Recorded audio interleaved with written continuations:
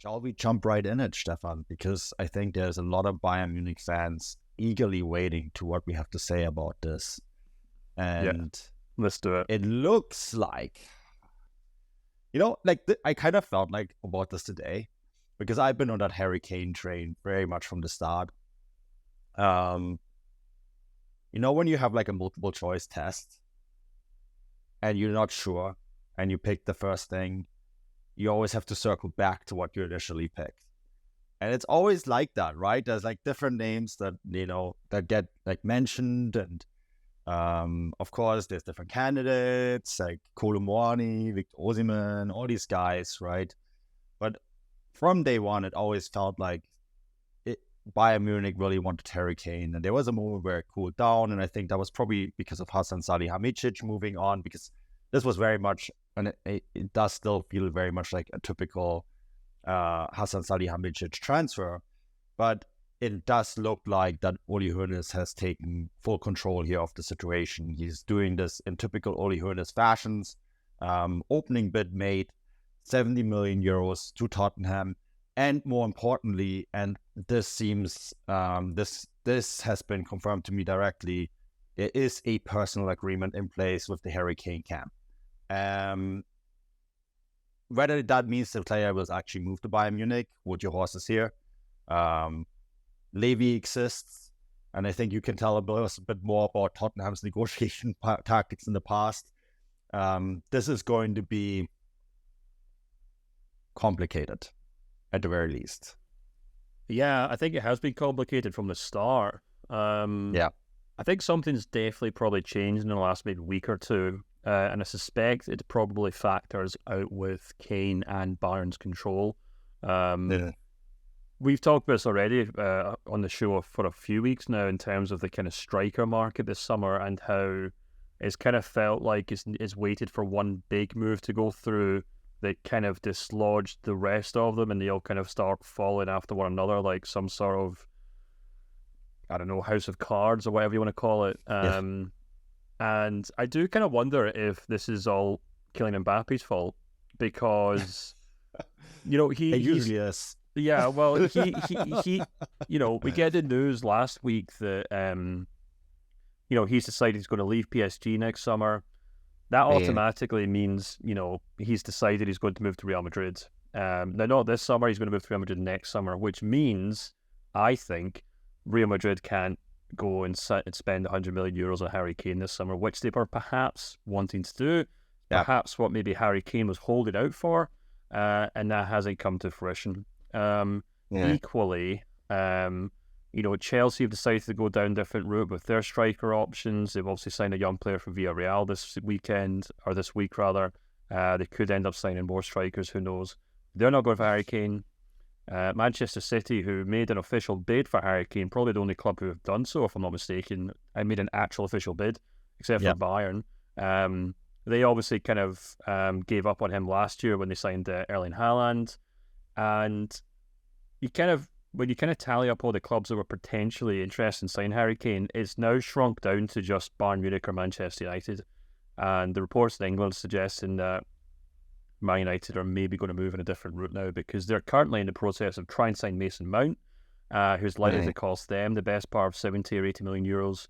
They're in the process of signing Marcus Rashford up to a new deal, which will almost certainly include, obligations that he'll be kind of the main man going forward up front, which is no bad thing. He's a very good forward. And perhaps Ten Hag just doesn't want to have a kind of classic number 9 in his team. So it looks like any potential move to Man United is kind of dried up as well. Now, that's not to suggest that he's only moving to Bayern because there were no other options, but it does kind of suggest that had he kind of held out for a move away from Tottenham, Bayern's now the most viable option. And, as soon as we saw the reports today saying that Bayern had launched a bid for him, we knew straight away that that's because he'd given them the green light. Bayern aren't going to make a move for a player unless they have a clear indication that the player wants to move there, because they don't want it to be a PR disaster, in terms of they make an offer, the club eventually agrees to a deal, and then the player says, I don't want to go there. But yeah, I mean, on the pitch, I think it makes so much sense. I was actually, before I ended up doing my newsletter on Callum Hudson-Odoi this week, I was actually researching a piece on Kolo Muani to see whether he would fit in at Bayern Munich. And, the interesting thing I found was that although I thought he had a really good season at Frankfurt, and although it's clear for all to see he's an outstanding player for Frankfurt, the more I dug into his stats, the more I realised that I don't think he would actually be a good fit for Bayern for a few reasons, in the sense that, even though he's like one of the top goal scorers in the league this year, if you actually break down his goals per 90, I think they're actually less than Gnabry's for this season. I think he's maybe only third or fourth amongst Bayern Munich players. If you look at how he plays on the pitch, he's far more of a kind of inside forward on the left-hand side, perhaps. He'd be overlapping constantly with players like Sané, Gnabry, even Coman if he moved out that way, Musiala, whoever. And, I was basically going to come to the conclusion that, or at least I was moving towards the conclusion that, whereas Kolo Muani could have worked perfectly well at Bayern, it would have been like you're kind of squaring a round circle in a sense, or putting a circle in a round a square, whatever the expression is. I'm sure listeners know what I'm talking about in that sense. They would really have to shoehorn him into that team and try and figure out a way for it to work, which, as we all know, is exactly what he did with Sadio Mane last summer, and that didn't really work at all. So this time around, Bayern are saying, no, we want a number 9, and we're going to go get a number 9. And I think he's going to be a great signing. He's not a young player. He's not a, exciting prospect. He's a bona fide star. I think he'll do the Bundesliga a world of good in terms of a profile. And I think he kind of raises Bayern's standards immensely. So it'll be really interesting to see if they can agree a fee with Tottenham, which is still a big if. But Yes.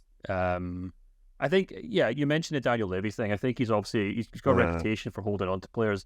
But I think that changes very much when you include kind of foreign clubs in that regard, or clubs outside of England, rather.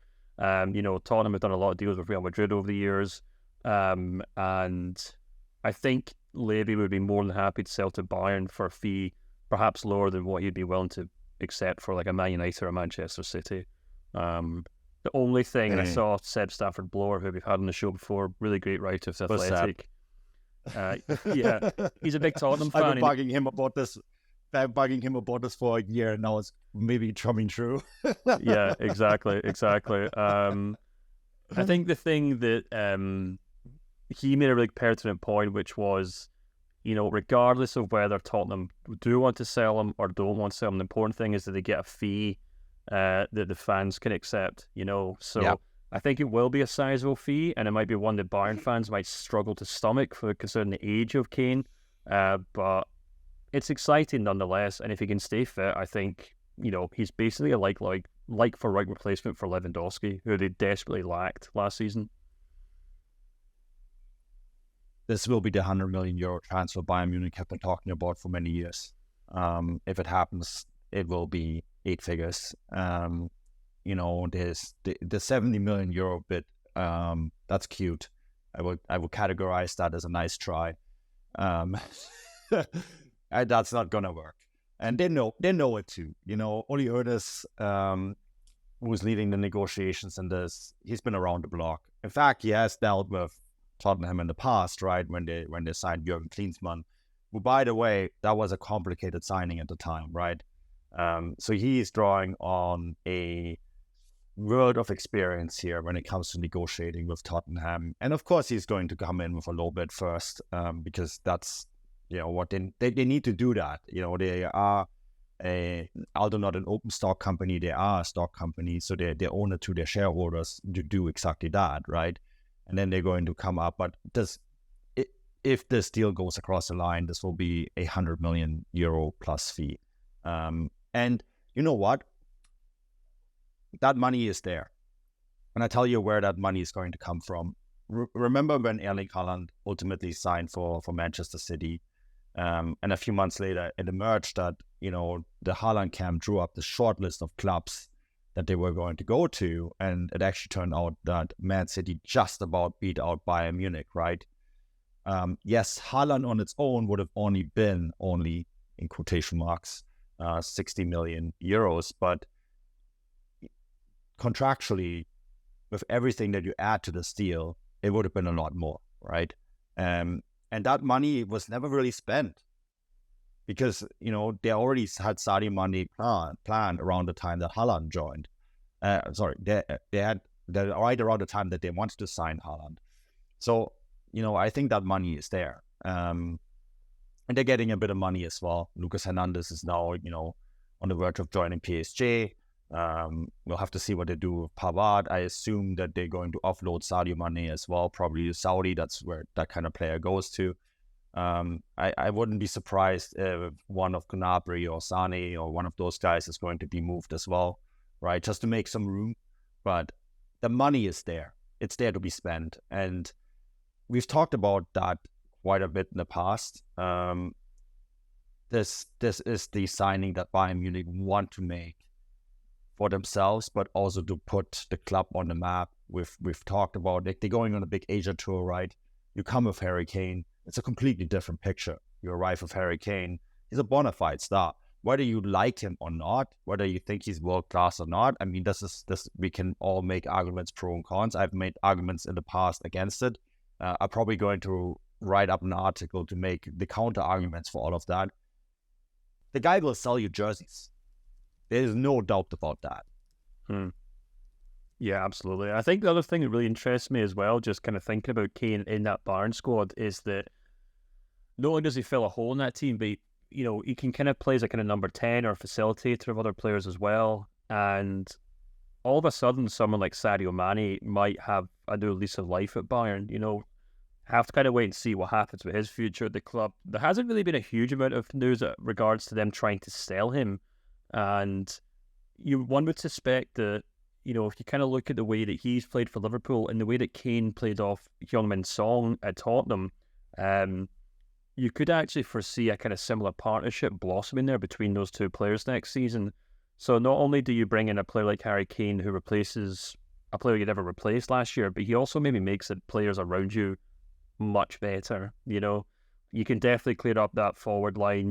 There's question marks over maybe guys like Leroy Sané or Serge Gnabry, maybe even Choupo-Moting, I guess, if Kane is coming in. But one would think that if Bayern aren't going to sell Sadio Mane, if they can find a club to buy him, then they would kind of hope that Tuchel can get something out of him next season, because he simply can't sit on the bench next season and do nothing.